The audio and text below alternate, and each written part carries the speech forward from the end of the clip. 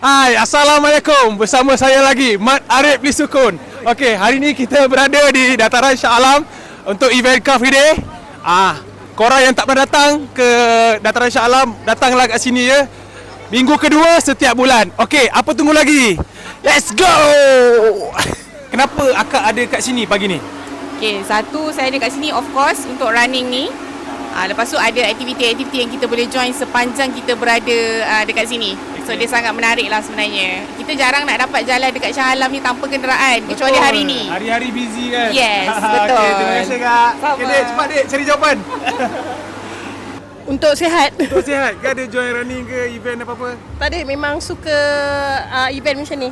Untuk fun je. Untuk fun je. Untuk wheelchair, stroke kan. Oh, okey, stroke kan? Separuh ke? Separuh.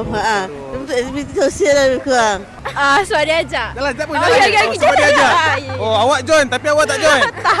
Nak makan lemak. Makan lemak Makan lemak banyak, makan macam-macam lah makan. Memang saya nak join run lah. Oh, okey, terima kasih bang. Okay. Terima kasih.